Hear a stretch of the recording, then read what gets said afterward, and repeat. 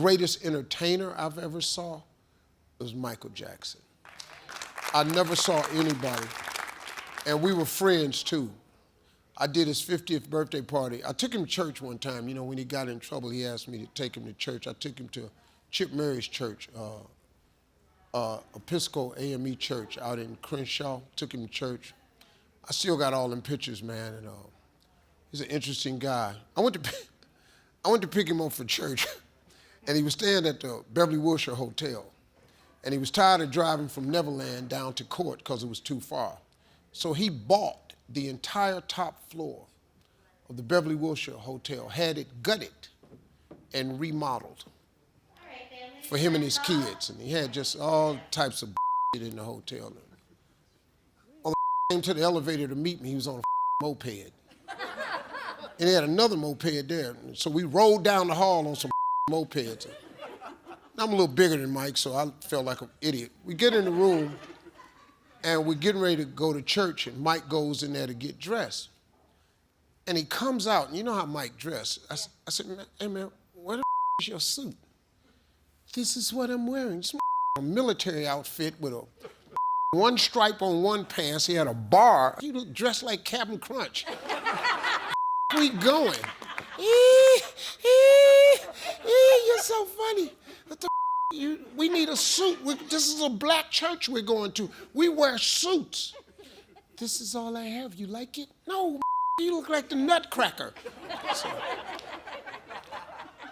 I had a jacket on. I said, Mike, how much that jacket cost?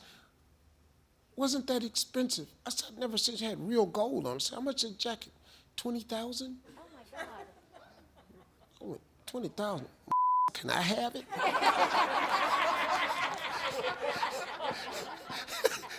I was gonna take that and sell it.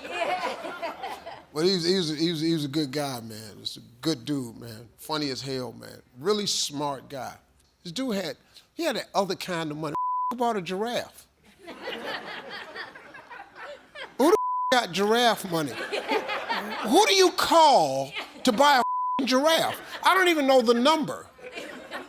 I woke up one day and said, I want a giraffe. He bought a giraffe. I used to go to Neverland. He had a train. He had 3,000 acres. We're sitting on the train. You would stop at a building and get out, and you could buy candy, and, you know, had his family out there, all of his brother's kids. It's the most amazing I've ever seen. That was like, what the kind of money? I didn't like that little monkey, though, Bubbles. I didn't. Steve, you want to hold him? No, I don't want to hold him.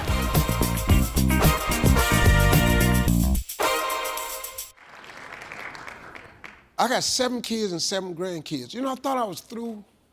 All my kids moved out. I thought I was through. You know, my wife told me the other day, we have to create a life for our grandchildren.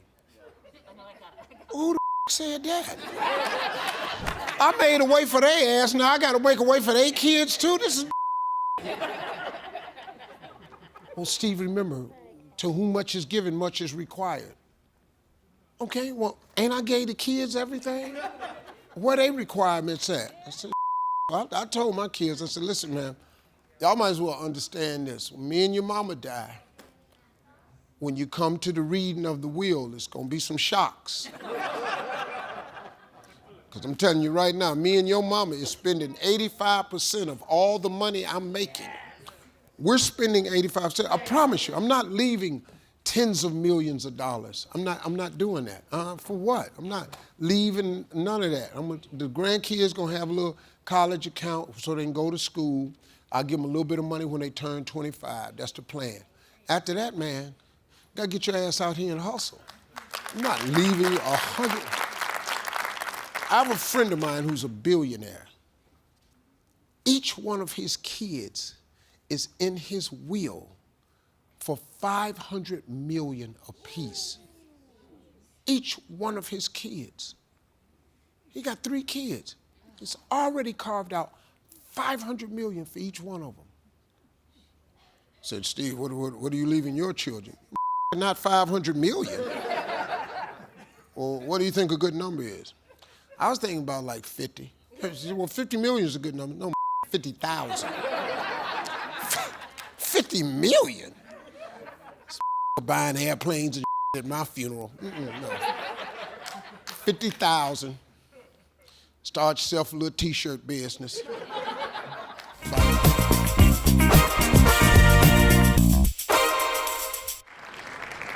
If you ever notice, man, there are no great comedians that's not like 35. I mean, you think about it. Name the great comedian that you know of that is under 35. It's hard. You know why? Because you don't have nothing to talk about. You know, you got to have material. You got to be able to relate to the most people. You know, I used to do colleges. I did one season of colleges. I couldn't go back. It's fuck, they didn't even know what I was talking about. Divorce. What do you mean you got a divorce? What do you mean you got fired? They ain't even had a job yet. What do you mean they cut your credit card up? And I was doing like jokes about life, and college kids don't have that. So it's kind of hard to be really great. Like Kevin Hart, I watched him for a lot of years, struggle. And then all of a sudden, Kevin caught fire because he had life experience then, you know.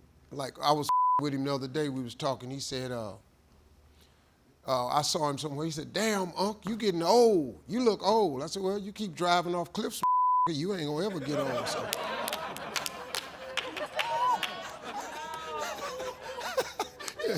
You know, your young ass ain't gonna out-snap me. That's not how it works. So I got too much experience with this. Yeah, but that's about it for me, man. It's really hard. But DC, Kill Spates.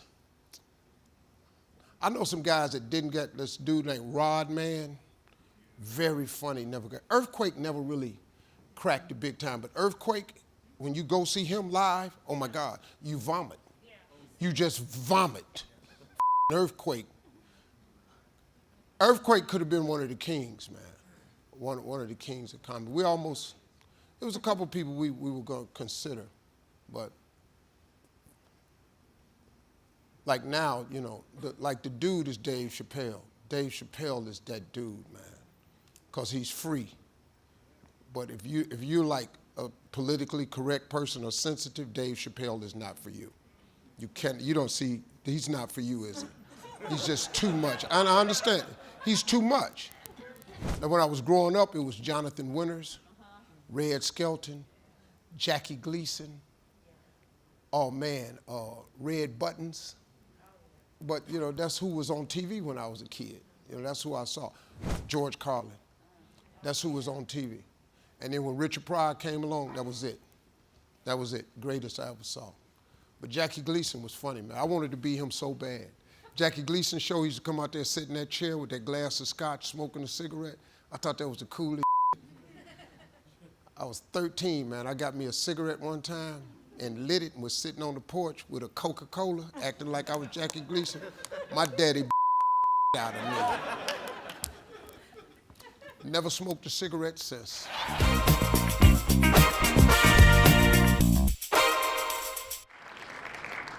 You should go online and just look up Nephew Tommy's prank phone calls.